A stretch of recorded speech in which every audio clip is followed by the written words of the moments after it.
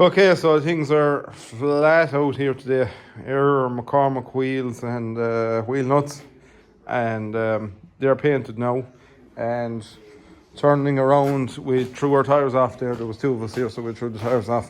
195 is done, and I mean done at this stage. I'm finished.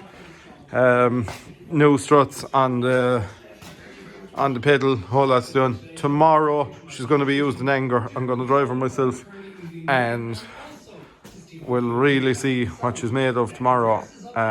We'll be at silage tomorrow, so going to use her, see how we get on with her, and yeah, we'll film that tomorrow, see how we're getting on with 195, what kind of performance we have out of it, and all of that. Our McCormick, I was also at that today. I did say it's been quite busy here today. I have new kingpins and bushings on our front axle. There isn't a budge out of them there now. Whereas there was a bit of planer, not much now, but a bit. And genuine Carrera bits gone into it, so she should be good to go again. Also, might go using her tomorrow, loading bales. I'll see how I get on for time. I'll get through a good bit of work this evening, but I probably won't get through it all. We'll see how we get on. Bit of help in the morning, maybe might get it all together. Okay, so things didn't go 100% according to plan. We are not doing silage today because it kind of made a bit of a mist during the day, so had to rearrange a couple of things. And here we are. Here's the 195, just showing you inside in the cab of it. I'll sit in here so you get a good look around. The 195 was out spreading slurry, so we give it another run, give it a good trial again before it goes off, which will probably be someday next week, I'd imagine, maybe late next week, before she goes off to her new home. But yeah, like I said, we give it a run out to make sure everything is hunky-dory, and yeah, no issues to report back. Tractor flew away and done the job. So here she is. What a beaut. What a beaut. Stands very well in the Michelins. They look well under them. Michelin tyres are lovely looking. So yeah, she done that today. Our MX or our Maxim was mixing slurry, and Digger is back as well. We weren't using the big tank because it's just a bit of a tighter yard, so we'd use the smaller tank on that one. I'll give a walk up here now and we'll round up everything else. We'll get a bit of a look around the McCormick, which is up here. I got that ready to go at silage, but like I said, plans changed, so that didn't happen. It wound up, we just put back together our front rims, and because we painted them, and small little bit of play on our front axle, and we've that sorted now as well. Got all that stuff done last night. I think you would have seen some of that earlier on in this clip. I recorded some of this last night. The weight block fits on her lovely, nice and tidy in behind her, and she has her own original top link there and all that, and her stabilizers are 100%. You'd often see them totally wrecked off of them, but no, they're all good now. And we'll give a look at the rims here. Rims turned up well. Even there, look at the front of her. I know the back ones ruin it, but look at the front of her there. Looking very, very well indeed. Nice outfit now. Wouldn't that be a lovely outfit for a farmer, or even a small contractor likes of ourselves? Do a neat job in stacking bales and tidy yards and stuff. It would make a lovely farmer's tractor though, I think. It would have been nice to get her out, see what she's made of, see how we get on with it, see if any issues came up. I like to use them for a bit before they go out, just to make sure you've nothing silly. But driving around there, I can't really find anything, so it should be all good. That MX joystick is a lovely setup. We'll climb in there in a minute and give a look at it. But look at the big, strong, heavy bracket that's holding the joystick. I'm going to make a bit of a complaint, and if anyone from Quickie or from Farmhand is watching this, it's an absolute disgrace, the stuff you're putting out. I got a new kit to hold the joystick on the 6480, went away and got the genuine Quickie kit, and it's rubbish. It should be fired in the bin. We had to reinforce it because the minute you pull the joystick side to side, the whole lot of it was flexing, and obviously you didn't have stable control over it then. But it was a ridiculous setup, so we kind of remanufactured it for ourselves. One of the lads that gives us a hand, he's pretty tasty at that kind of stuff, and he made a lovely job of it. But Quickie's attempt, a disgrace, an absolute disgrace. How you could charge someone for it, how you could even bring a product like that to market and then think that, yeah, people will pay for that. Ridiculous, absolutely ridiculous. Look at that. That's not going to flex. The Quickie one, a bit of 2mm stuff folded. Ridiculous, absolutely ridiculous. Oh, it really annoyed me now when that came. Really annoyed me. But anyway, we've it sorted out now. But yeah, if like, I mean, they sell themselves as a premium product, and that's not premium. That's just rubbish. But that joystick is a lovely setup. We've taken off our 4th service out in the front there just to put this grab on it and see how we get on. But starter up there now to see how wicked. I've never driven a tractor with hydraulics like this one. They're unreal fast altogether. Just ticking over there now. Look at the way she's lifting that loader. Our warning light here is because of her handbrake. For anyone eagle-eyed.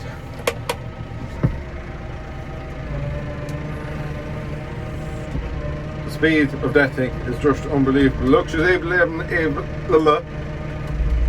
able to crowd and lift at the same time. She's that much of a flow on her. Brilliant job, absolutely brilliant job. Even opening and closing the grab, wicked fast. So yeah, a lovely tractor. I just yeah, never something I was really into. When I went looking at this, I'd done my homework on them, and they're pretty well regarded, to be fair. Most of them you do see, this is torn enough, but it's all perfect in this one. It's rare you get them like that. Even the MXs, they have a massive cab. You'd stand in behind the seat in it. Can't get over the size of the cabin, especially for a small yoke. But yeah, them MX loaders are nice as well. The hydraulic self-leveling is a lovely job. You know, if this was a mechanical self-leveling loader, it'd be a lot bulkier, but it works off of this second ram here, the shorter ram of the two, and that linkage. Whatever that linkage does, that's how it's all controlled off of anyway. Pretty much sure redirects the oil out to the headstock of it or something like that. But your crowd tilt rams, I'd say that's how it works anyway.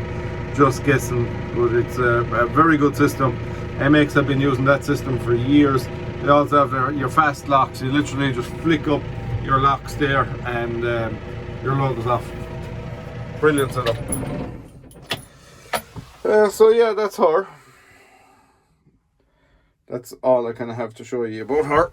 Next week we'll get stuck into our back rims. There's a pickup hitch over the top of the yard there to go on her, and we'll get that done through as well. I have my front mud guards, so just doing a quick reinforcing job on them because they were gone there at the bottom, so took that out of them that you can't move them now. They're good and strong again. Also have to fully service it, which we do with all of them. Give them a full run through, and then it gives you a good chance to see if you have any problems. But our front rims turned out well, and we will be on to the back ones next week. Also next week we'll be cleaning down all that stuff, putting it away for the winter. I like putting them into their winter home, then they're finished. You know, you don't have to, there's no we might need it next week. As that goes away, it's away until next spring again. And it's a bit like I think it's a bit like the feeling people get when they retire. It's just like, you know, no pressure on now for a couple of weeks. It's going to be great. So yeah, that's something we really need to get stuck into next week as well. But this tractor's going to look savage when the back rims are done here. Just even looking at it from this angle, she's going to look an absolute beaut. Look at that. They turned up very, very well indeed. So we'll get stuck into the back ones Monday, I would imagine. We might have to go at silage. We're still not quite there with the silage. Weather dependent, of course. Thought we'd be at it today, but unfortunately just didn't play ball, and there was plenty of us around. So wrapping up our CVXs, as you will have seen in the start, or our little thumbnail. The three of them were parked together here this morning. This one had the seat wasn't pumping up, so I had to give a quick look at that, but that's sorted now, and she was out dung spreading in. And her main job is the baler, so once she's finished baling, I think I'll tidy her up maybe and put her away for the winter.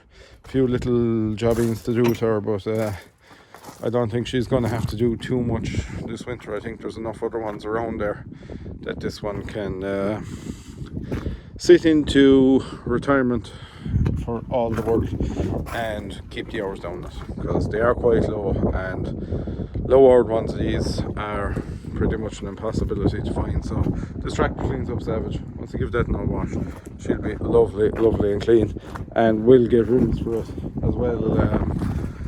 Over the course of the winter, I'll try and get solid rims for it.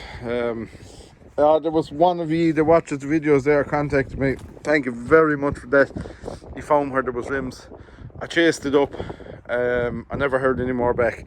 Maybe my own fault. I must get back onto that company again, find out if they were willing to sell the rims at the time. They were to ring me back with a price. Never heard from them. I rang them again.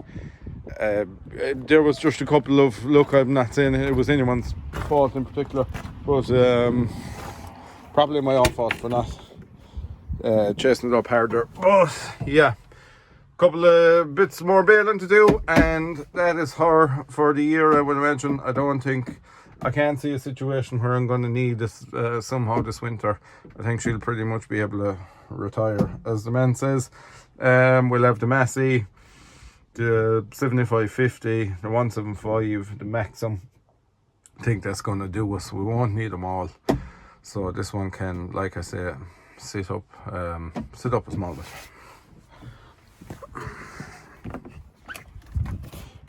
And the 175 was here, but that's still out hedge cutting, so can't really film that. But you know the 175 very, very well indeed. So the yard was full of stuff earlier on, but luckily we have a bit more room now this evening, and that is it. So yeah, thank you very much for watching, guys. Really appreciate the comments. Some interesting characters pop up in the comments from time to time, and it's nice to see their feedback, to see what they have to say. And yeah, a lot of you kind of introduce yourselves and give a bit of a story about how you're watching it and all that kind of stuff. So that's nice to see too. That's kind of, I suppose, one of the big positives of doing that. It's just interesting to see. Like, I know there's a couple of guys, there's an Irish guy there in America that comments, and there is a couple of Americans. I go into the analytics of the channel there from time to time. It's bizarre, the countries we get views from. Absolutely bizarre. I don't know how it even happens. One of our videos there, I think it was maybe a month or so ago, we got a lot of views from the Cayman Islands. Whatever that's about, I don't know. But a lot of these far off countries do seem to get views from. You would wonder, the big boys on YouTube, you know, their views must be so spread out. New Zealanders, Australian. I'll just check it there now while we're tuned in. I can check it on my phone. It just gives me a breakdown. Basically, you have an app if you make YouTube videos, and it kind of gives you a real breakdown on what's going on, how many views per hour, live, how many views per minute, all that kind of interaction. But I'm just going into audience here now. It tells me what time of the day you watch, new viewers versus returning viewers, all this kind of thing, age profile, male, female, top geographics. So 60% of our views come from Ireland, 21% of our views come from the UK, 2% of our views come from the United States, 1.2% of our views come from Australia, and 1% of our views come from the Netherlands, which I don't find any way strange, because probably a lot of guys maybe have, you know, lads a bit chatting to or whatever, see it. That's in the last month. It's pretty much the same for the last year. Just Ireland has dropped a bit in that, and the UK has come up a bit of percentage. But if I, you know, that's the channel as a whole. 70% of the views come from people who haven't subscribed. So start subscribing to it if you're watching it. It helps me big time if you subscribe to it. So please do that. If you're watching it every week, just subscribe. It won't affect you in any way. There's going to be no negative to it. So yeah, if you could do that, it'd be great. So that's enough of me rambling on. Thank you very much, and we'll see you next week.